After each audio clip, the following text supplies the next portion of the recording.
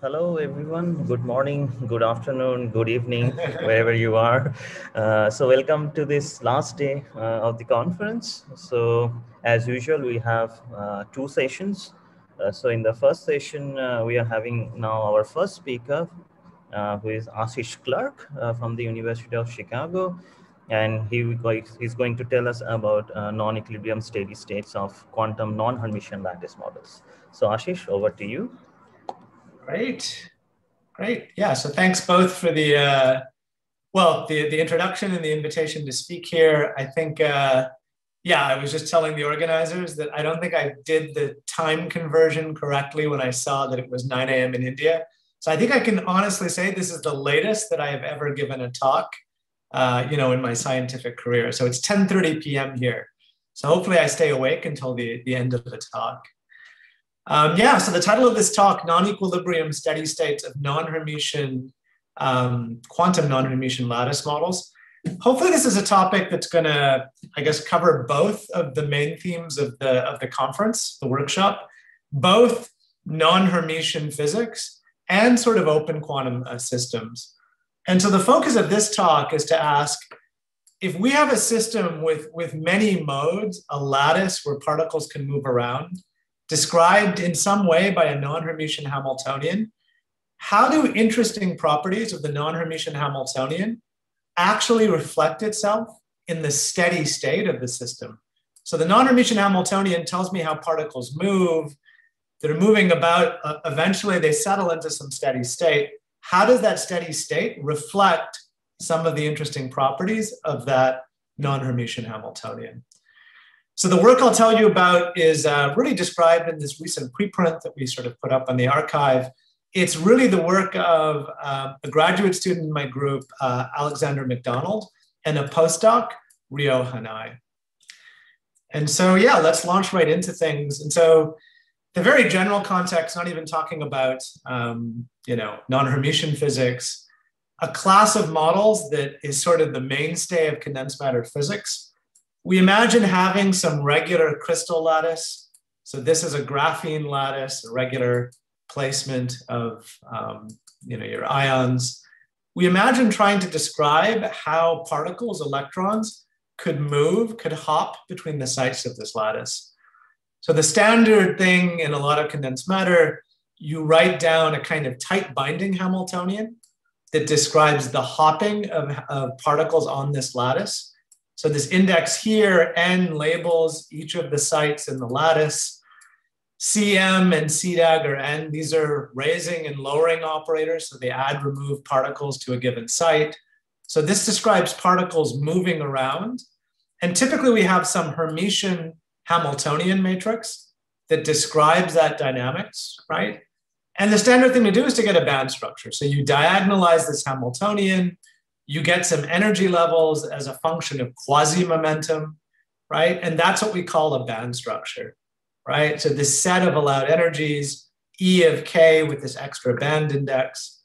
And so what do you do with this information, right? The dispersion relation of these waves on this lattice. Well, one thing you can do is you can actually talk about what is the state of particles moving on this lattice in thermal equilibrium. So if you're in thermal equilibrium, and again, this is all Hermitian physics, you know what these energy levels are, you know what the corresponding wave functions are. You can basically fill up these levels, right? Using either Fermi-Dirac statistics, if these are electrons, or Bose-Einstein statistics, if these are bosons, right? And you can say something about where are the particles in the steady state? What are the properties of the steady state, right? And so typically if you plot some band structure, a cut of the allowed energies as a function of momentum. If we're talking about fermions and we're at zero temperature, there's some set of empty states, energy levels that are empty, and some set of filled states. So now when we turn to non-Hermitian physics, right, we can still imagine having particles moving on a lattice, but maybe because of some strange, interesting dissipation we've introduced in the system, this tight binding Hamiltonian matrix is no longer Hermitian, right? We could still imagine getting a band structure, right? We could get some energies that depend on this quasi-momentum. These energies now no longer need to be real because this matrix is not Hermitian. We could get both the right and the left eigenvectors, right? And we know that, and that's what I'm referring to as the band structure, so diagonalizing this non-Hermitian Hamiltonian. We know non-Hermitian band structures can have all sorts of remarkable features, right? The non-Hermitian skin effect, which I'll say something about in just a second, new kinds of topology that are distinct from what you have in Hermitian systems. So the very basic question we ask is, okay, if you have all of this information, right, you've diagonalized this non-Hermitian Hamiltonian, there's something interesting about this band structure, the energies and the eigenvectors. What can we say generically about the steady state of this system, right? So in the steady state, where are the electrons or where are the particles? What does the density look like? If there are interesting properties encoded in this non-Hermitian band structure, how do they show up in the steady state? And we want to describe these models as honest to goodness, legitimate quantum models. We want to really describe honest to goodness Hermitian density matrix that describes the steady state of the particles, right? So that's the motivating question for this talk. I'm going to give you a kind of generic answer to this question and really tell you that interesting properties of this non-Hermitian band structure do show up in the steady state, but maybe not in the way you might have naively guessed.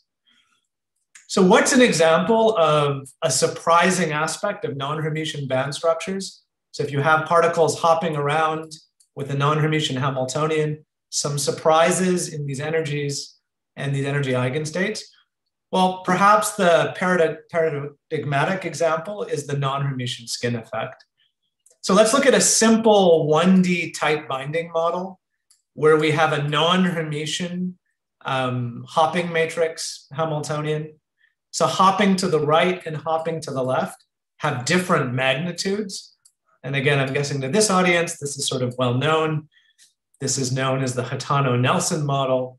So one remarkable thing about this non-Hermitian Hamiltonian, this non-reciprocal Hamiltonian, is there's a remarkable sensitivity to boundary conditions, right? So this is what's now known as the non-Hermitian skin effect.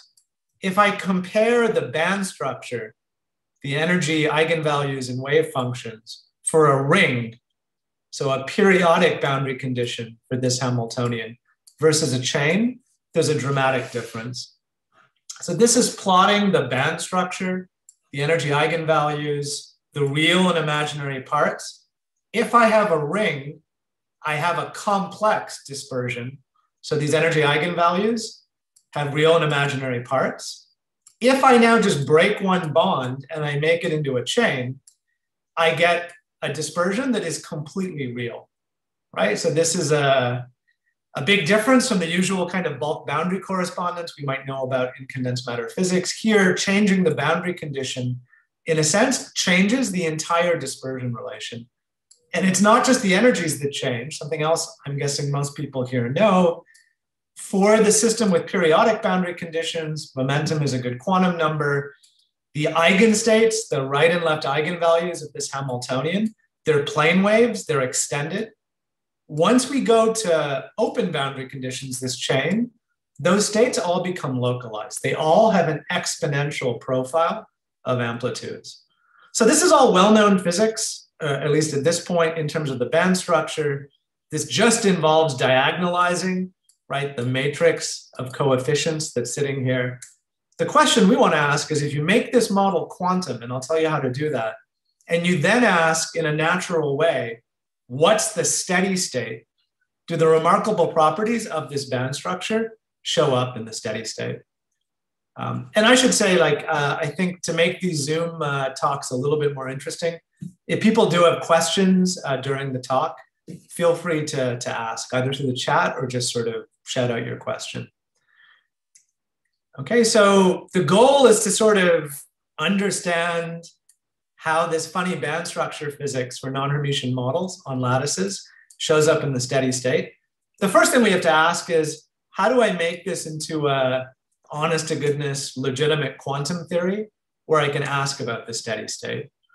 Okay, so the point of view I'm going to take here is one that I would say usually, maybe not 100% of the time, we have in mind when we write down a non-Hermitian Hamiltonian in a quantum setting, then in some way, where is the non-hermiticity coming from? What is it describing? It's describing some sort of structured dissipation, right? So those anti-Hermitian terms in the Hamiltonian, you've coupled to dissipation in some interesting way, hopefully. Maybe it's loss, maybe it's pumping, maybe it's a combination of the two. And on some level, the non-Hermitian Hamiltonian is a partial description of that. So if you want to think of it classically, it's like describing damping without describing fluctuations. If I want to really take this structure of a non-Hermitian Hamiltonian, in this case, particles just moving on these three sites, we need to turn this into some kind of probability conserving theory, an honest to goodness quantum theory. And the natural thing to do is to think of the non-hermiticity here coming from coupling to dissipative environments, right? Either sources of loss or incoherent pumping. So the natural thing to do is to think of, where is this non-Hermitian Hamiltonian really coming from? Well, it's really part of a bigger description, and the bigger description is some proper description of an open quantum system. And a very simple and natural, legitimate description of an open quantum system is what I've written here.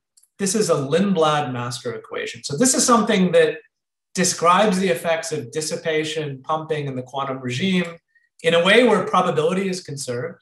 So this is a density matrix describing the particles moving in my lattice. And it has both a Hermitian Hamiltonian H, which is sitting here, and then also these dissipative terms.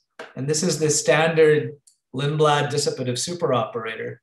And this describes sources of loss and sources of gain, right? And the thing I'm interested in is a non-Hermitian tight binding Hamiltonian, so particles moving around where the coefficients of those C dagger C's are not necessarily, making up a Hermitian matrix. So when I try to get that physics from coupling to loss and gain, the operators describing those sources of loss and gain, they're going to be linear in the raising and lowering operators of my system. So generically, I can think about coupling to a set of different independent loss reservoirs. That's what this mu index here is. For each one of those loss reservoirs, I have 1 and 2 here, there is some operator that describes how does that bath actually couple to my system. So my system modes are these C's. So in this example, the loss bath 1 only couples to mode 2. The loss bath 2 couples sort of non-locally to both modes 1 and 3. So that's encoded in these operators, in these coefficient matrices L.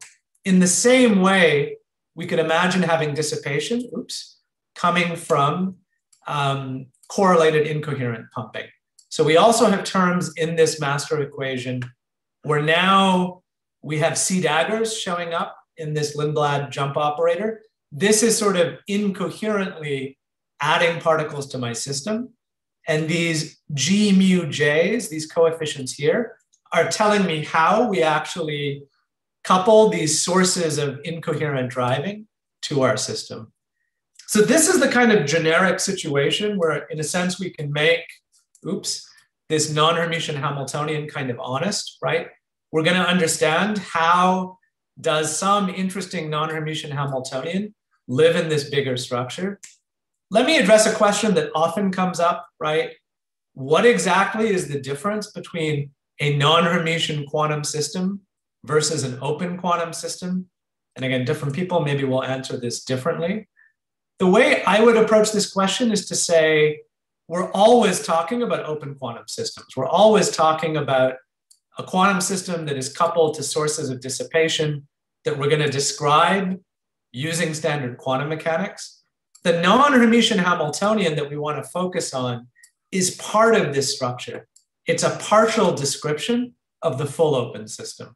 Okay, and I'm going to describe in detail how from all of this we can extract a non-Hermitian Hamiltonian. The really interesting question is, well, look, partial descriptions aren't necessarily bad things, even though a non-Hermitian Hamiltonian doesn't describe all of the structure in this Lindblad master equation. It only describes some of it. If that non-Hermitian Hamiltonian has interesting properties, do those show up in the full structure? So the way I would answer this question is non-Hermitian Hamiltonians have the promise of giving a very compact and efficient way of identifying interesting physics in a more complicated, larger open quantum system. Okay, so we have this open quantum system. How exactly do we extract a non-Hermitian Hamiltonian? So the method that maybe has gotten maybe more attention, and I think you might have heard about even earlier in the workshop in previous talks. Hi. Go ahead, Banaras. Yeah.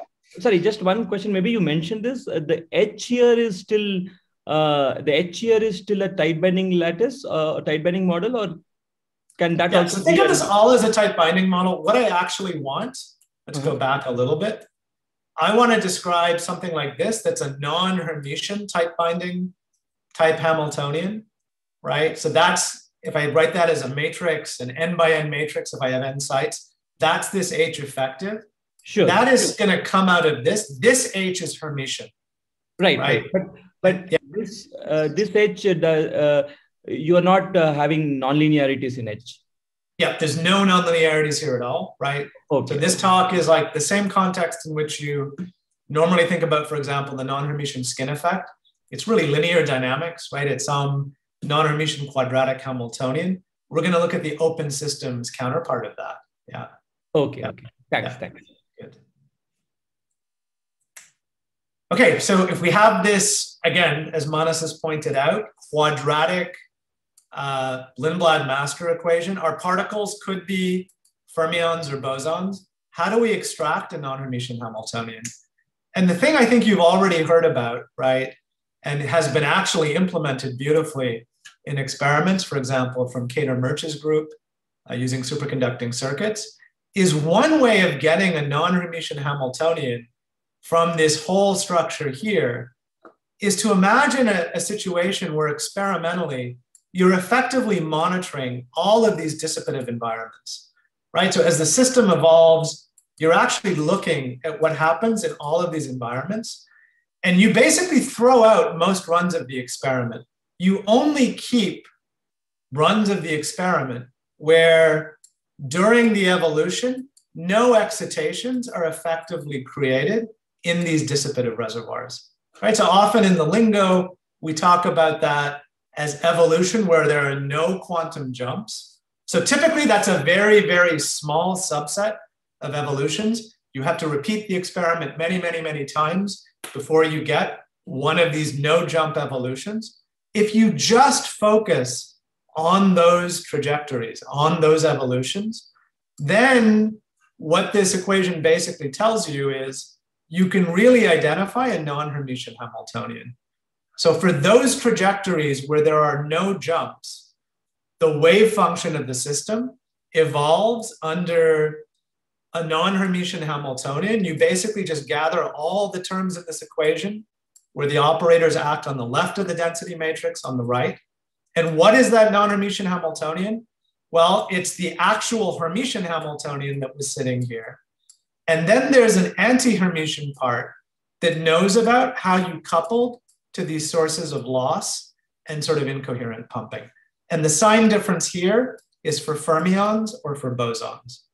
So this is something I think you already heard about. This is sort of a standard way to say, look, even if you have this more complicated structure, there's a way of getting a conditional Hamiltonian or a non-Hermitian Hamiltonian if you do this post-selection process, which again is something you can do in an experiment, right? And so for those experiments, you would be focusing on this non-Hermitian Hamiltonian.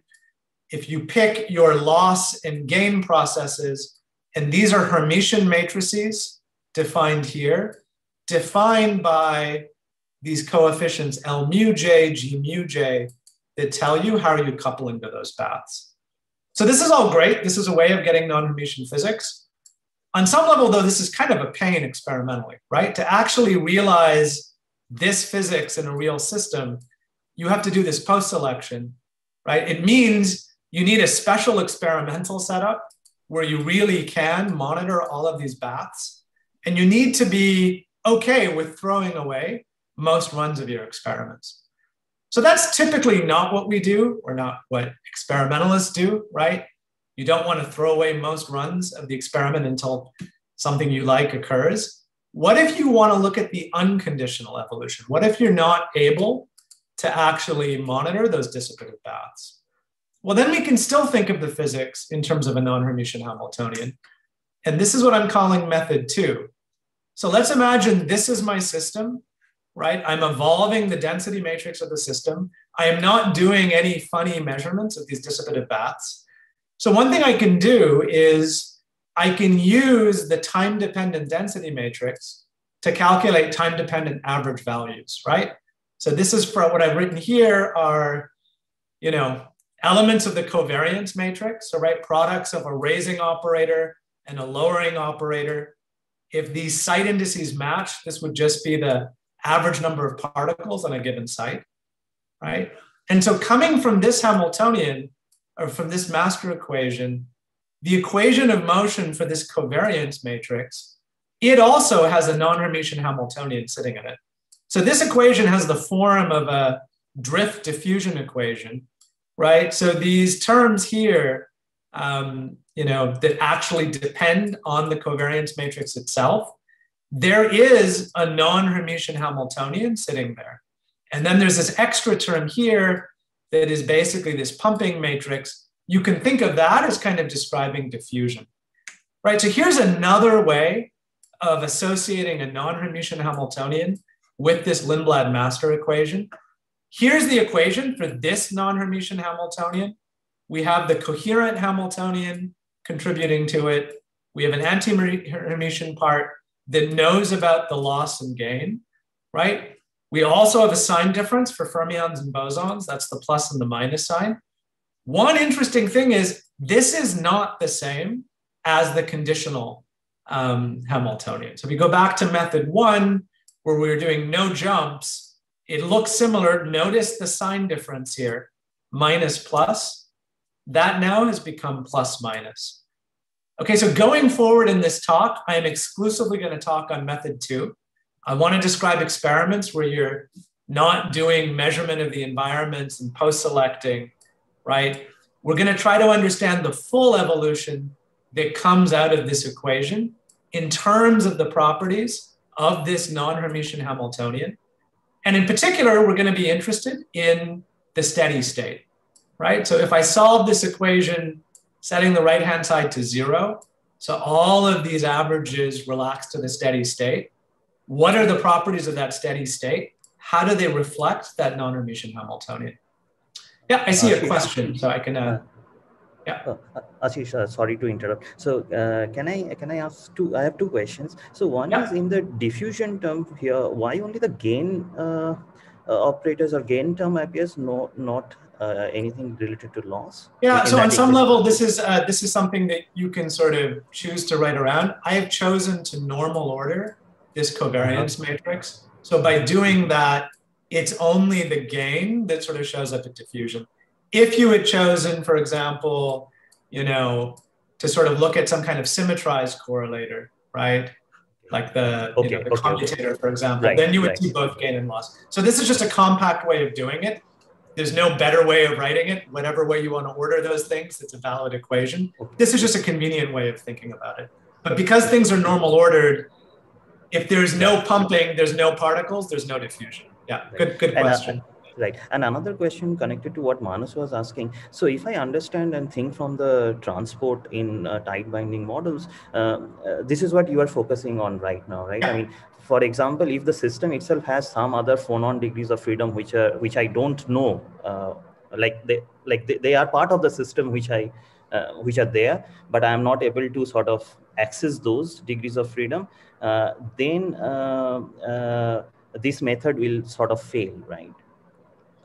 Well, so the whole idea of writing this master equation is that you're not explicitly, the hope is you've integrated out whatever these environments are, right? And they're giving you these loss processes, right? And the hope of this description is you don't need to monitor whatever those environments are. Now, that being said, because this equation here is quadratic, right? The Right. dynamics are linear. If you really wanted to describe like an electron-phonon interaction, Right. and sort of integrate out the phonons, well, then there's a nonlinearity there, right? That's not in these equations. But in principle, you could think about extending everything I'm doing. But again, my point is that like for non-Hermitian Hamiltonians, the skin effect, there's already some shocking things that happen at the linear level. The questions you're asking are great ones, but let's understand these issues in the linear case first. Yeah. Perfect. Yeah. So I think there is one. Perfect. Prasanna, go ahead. Hi, Aashish. Hi. So I had just a slightly formal question. So there are now these two descriptions of non-Hermitian from a proper open perspective. So I'm wondering, could we understand a little better if we considered the Heisenberg version of these? Like what exactly are we doing, let's say because you can show that the master equation is equivalent to a Heisenberg-Langevin, right? So are we dropping? Oh, yeah. So if you want, like you could have derived these equations. So that when I say this is like a drift diffusion equation, this is equivalent then to some sort of Heisenberg-Langevin equation where you have Hamiltonian dynamics, you have Markovian damping. All of that is in sort of this H effective. And then you would also have sort of operator valued white noise. That would be in the diffusion term. So this description connects directly to if you wanted to use like a Heisenberg-Langevin formalism. This description for conditional evolution, that isn't so easy to sort of directly see from the Langevin approach, right? Because this is really about describing a very special situation where you're post-selecting. And that's easy to formulate, a little bit easier from starting with a master equation, turning it into a stochastic Schrodinger equation. But if you want to think about what you would even do classically, a Langevin equation, this connects that to that directly.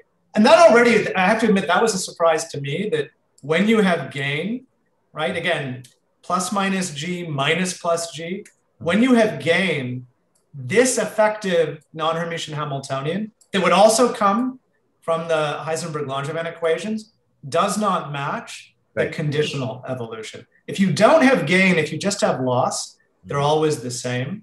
When you have gain, there's a difference, right? Which, I thought was a bit of a surprise. Perfect. Thanks. Cool. So just to make sure, Aashish, so there is no condition imposed in method 2, right? This is like exactly. So this is, okay, so what right now I'm saying, if you write down an equation like this is a definition of this H effective. What I'm going to do is I want to go backwards, right? Because I'm taking the point of view, let's go all the way back.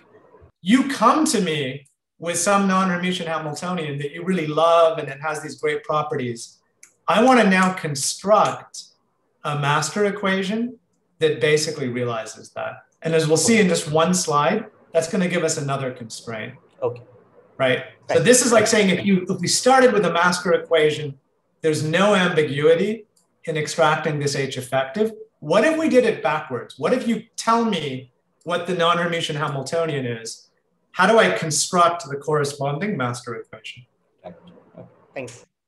Right, and that's exactly the next slide. So great question, sort of segues right into this. So again, here is this Hitano-Nelson model. The hopping to the right and to the left have different magnitudes, right? And so here is my target non-Hermitian Hamiltonian. I want to construct a master equation where basically this H effective that I wrote on the last slide is equivalent to this. So the first thing to realize is there's no unique way of doing that, right? There's many ways of constructing L and G matrices, which describe these couplings, right, to get the anti-Hermitian part of this. But one interesting thing is there is a constraint for this to work. So if we're dealing with fermions, right, and you come to me with some target non-Hermitian Hamiltonian, for this to be obtainable from a fermionic master equation of the sort that I wrote down, the anti-Hermitian part of this thing has to be negative semi-definite. So another way of saying that is this non-Hermitian Hamiltonian that you start with, if it's going to describe fermions, it can never give me exponential growth, okay, in terms of the dynamics and the time domain. And that kind of makes sense, right? With fermions, we have the exclusion principle. I can't fill up modes arbitrarily. So what that means is before we can even do anything, if you give me a target Hamiltonian that doesn't satisfy this condition, and this Hatano-Nelson model is an example of that, the first thing I have to do is make sure it's okay. I need to shift all of the eigenvalues, right, by an imaginary part to make sure that there's no exponential growth, right? So the simplest thing to do is just add an imaginary constant, right, that shifts all the eigenvalues, right, down sort of in terms of their imaginary component. So this new thing, right, no longer has any exponential growth. And we would think that this is sort of innocuous. This approach, it doesn't actually change anything in terms of the structure of the right and left eigenvectors.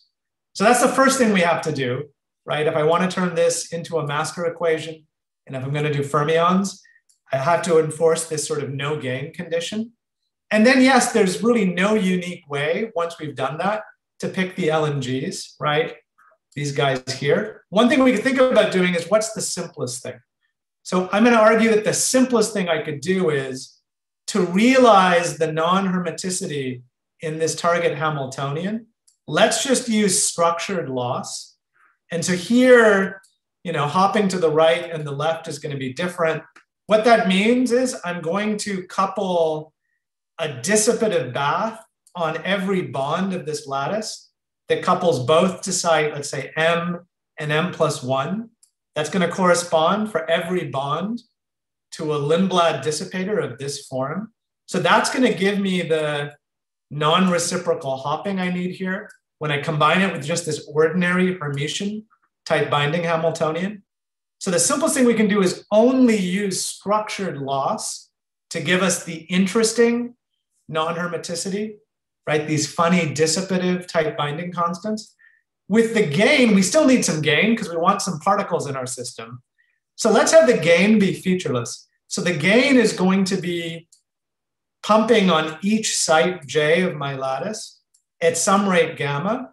And let's take it to be really, really weak, right? So in my target Hatano-Nelson model, I have these two hoppings, hopping to the right, W plus kappa, hopping to the left, W minus kappa. The pumping I'm going to introduce is going to be much, much weaker than both of those scales. Okay, so, yep, go ahead. Aashish, sorry. Anand have a question. So Anand, go ahead. Sure, yeah.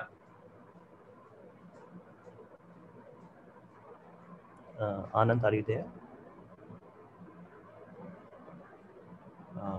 Probably, are you muted? You really have to turn on your microphone.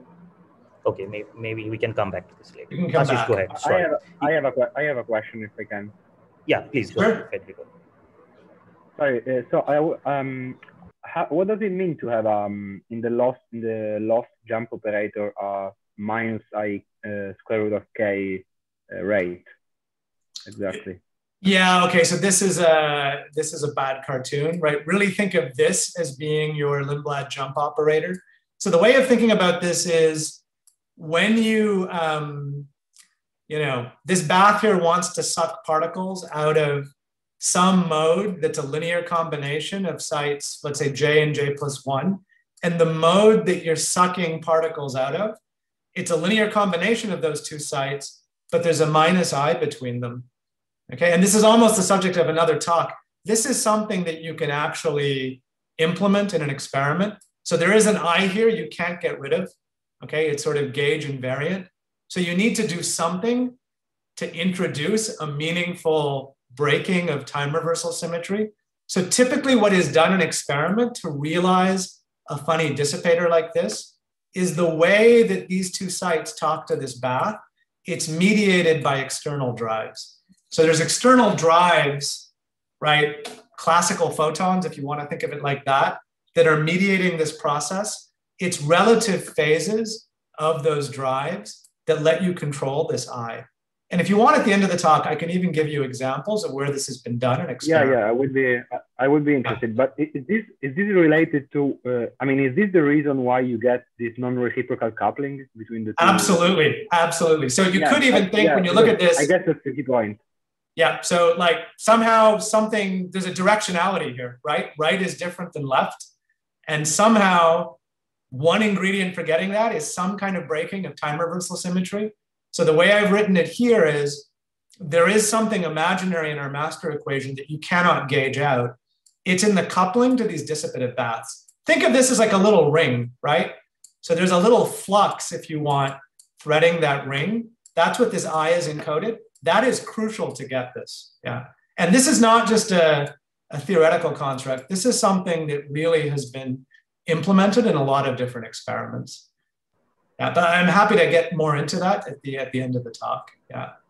Here I'm just taking, look, if you go through the math and you trust me, if you pick this form of the dissipators and you do what I said, this non-Hermitian Hamiltonian will be exactly this Hatano-Nelson form that we want, right? So just things on the off diagonals with this omega minus kappa and omega plus kappa.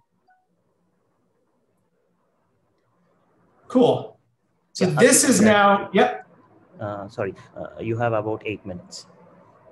8 minutes, okay. So let me kind of speed along to get to the punchline. Okay, so we have a master equation. It realizes this Hatano-Nelson model. I already told you about the this non-Hermitian skin effect.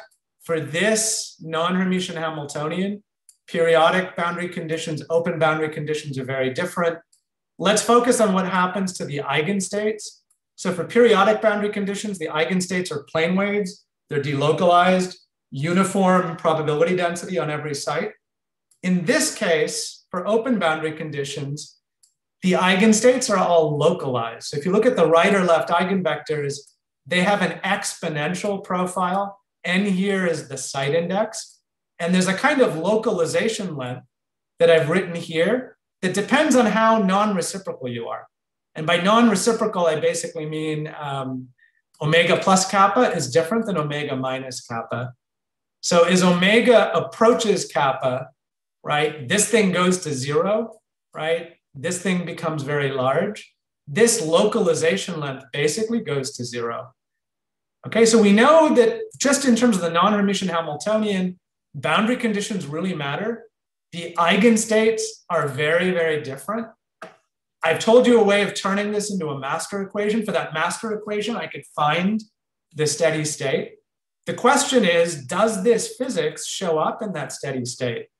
And just one thing I want to emphasize, in the way I'm approaching this, I'm doing standard quantum mechanics. I am not allowed to just write down by hand, oh, the steady state density matrix is the exponential of the non-Hermitian Hamiltonian with some temperature thrown in, right? Even if you thought you had some way of justifying that, okay, I don't want to think about what one means by a non-Hermitian density matrix. What I want to do is let's go back to this master equation. Look, I have a master equation that encodes my non-Hermitian Hamiltonian. Let me just solve this for the steady state. Let me solve this equation for the left-hand side being 0. And then I'm just going to ask, where are the particles, right? What's the structure of the density? Do I see this physics of the non-Hermitian Hamiltonian, right? So yeah, 8 minutes. Let me try to visually sort of tell you what happens in this model. And again, I'm always focusing on the limit where the pumping is very, very, very weak. And we're going to approach the limit of strong non-reciprocity. So in these parameters, the W and the kappa are almost the same. So kappa is 99% of W. So this hopping is big. This is really weak. So we have non-Hermitian, non-reciprocal hopping to the right. And the pumping is at 1% of that scale. So if I start with open periodic boundary conditions, this ring, right? Well, then if I have fermions, look, the density is completely uniform. I'm plotting the average number of particles on site J for a ring with 200 sites. So for fermions, the density is completely flat. For bosons, it turns out the system is unstable, right? So there is no steady state. You would find that there's a uniform density, right? That just keeps growing exponentially with time. So with periodic boundary conditions, nothing too surprising, right? There's complete translational invariance. The density is completely uniform. The question is, what happens when we change boundary conditions, right? So now these blue curves correspond exactly the same number of sites break the ring. We now have a chain of, again, 200 sites. The dashed curves is for bosons. The solid curve is for fermions. Otherwise, exactly the same Hamiltonian, same master equation. So the big thing to first realize is, hey, like we would expect from the non-Hermitian skin effect, there's a strong sensitivity to boundary conditions. The ring and the chain, have very different looking densities, right? We see that fermions and bosons look very different.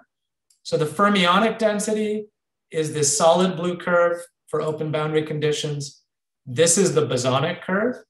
We see there's a characteristic length scale, right, for this non-uniform density with open boundary conditions. But crucial thing, this length scale has nothing to do with the length scale that comes from the non-Hermitian skin effect. So for these parameters, because things are very, very non-reciprocal, the non-Hermitian skin effect would give me a length scale that's less than a lattice constant. This long length scale is on the order of 50 lattice sites. So we have something we might expect, a strong sensitivity to boundary conditions, something that we don't expect, a really, really large length scale, right? And so really quickly, so just highlighting, this is not a length scale coming from the non-Hermitian skin effect, and it's different physics. Also surprising, often we think, oh, if there's a really, really long length scale, there must be a really, really long time scale, a really, really slow dissipation rate in the system. That is not true here. So if you look at this master equation with open boundary conditions, if you look at the dissipative gap, the slowest relaxation rate, it is actually not small. It's kappa, right? So order 1 in these units. This long length scale, it actually gets longer and longer and longer the weaker you make the pumping. So we also have something kind of funny here from a condensed matter point of view, right? The slow time scale in the system and the long length scale in the system, they're completely divorced from one another. So as time is short, let me just very quickly tell you how to understand where this comes from. The way to understand where this long length scale comes from is to actually think about propagation physics. So we have our non-Hermitian Hamiltonian. I could think about the Green's function corresponding to that non-Hermitian Hamiltonian. That Green's function could let me answer a question. If I inject a particle on site J, what's the probability amplitude for it to travel d sites, right? D sites to the right or to the left. And let's do that at 0 frequency. So the surprising thing that comes out is if you calculate that, even for open boundary conditions, you find that the non-reciprocity shows up in a really interesting way. That if you propagate in the wrong direction, so again, W and kappa are almost the same. So if I try to go to the left, that's this, have I written this down wrong? There should be so if I try to go to the left, right, there's a very, very weak hopping. I see that the Green's function decays very quickly. Here's this skin effect length scale, which is on the order of 1 lattice site. So the amplitude for going to the left decays very quickly. The amplitude for going to the right, so going in the direction of the dominant hopping, that's where this new length scale shows up. And this new length scale is set by the size of this coherent hopping W, and it's inversely proportional to the hopping. Okay, so the surprising thing is in this model, the propagation in the good direction, the forward direction, it knows about a new length scale that is related to the hopping. So I think I'm pretty much out of time. You can connect this Green function to the steady state properties. You can also understand why fermions and bosons are different. For fermions, we have a kind of healing length here, that the density is suppressed compared to periodic boundary conditions at the left edge. For bosons, we have an exponential profile of the density. But again, the localization length is not what you'd expect from the skin effect. It's this much longer scale.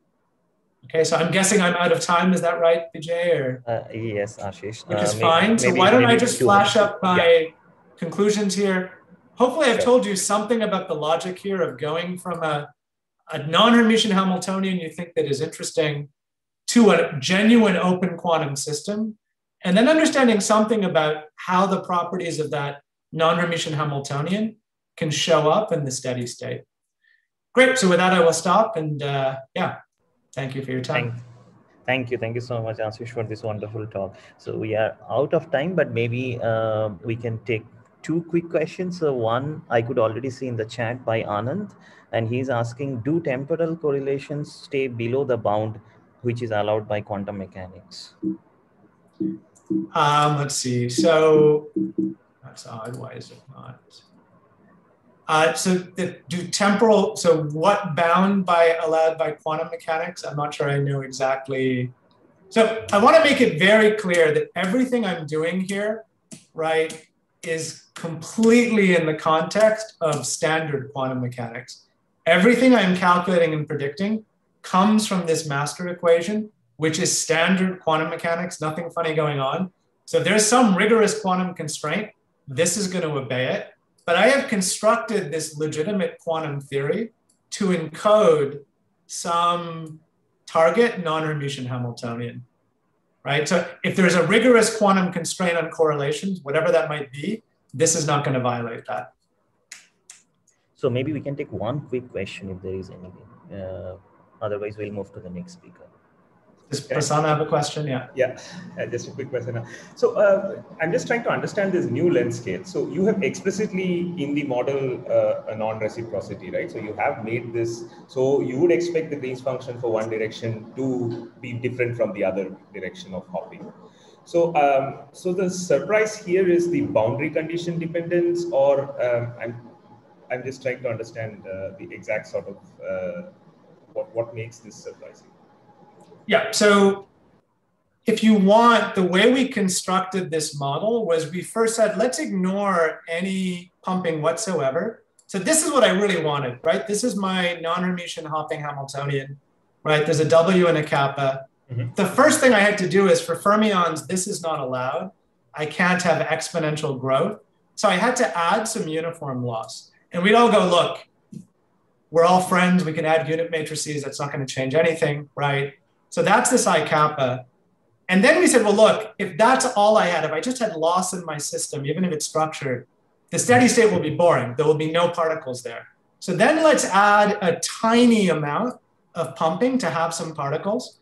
And you would think innocuously, this gamma is only there to give you some particles. It will not affect the dynamics. Because look, this gamma is tiny compared to this kappa.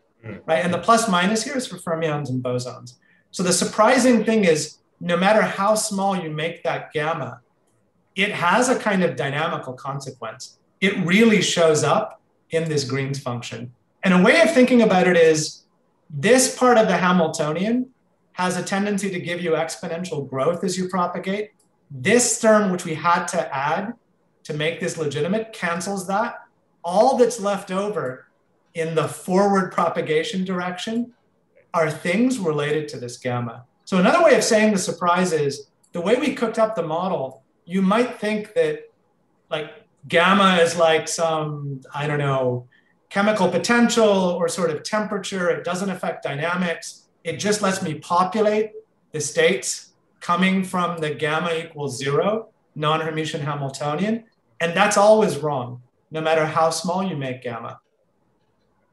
So the idea is that also gamma is local in the lattice, but sort of it spreads out over energy. Is that right? Is that the picture that you have here? So gamma is completely local. It's just that in this propagation physics, right.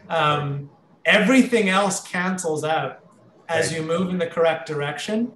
And even though this thing is tiny, it's the only thing that shows up when you're propagating to the right.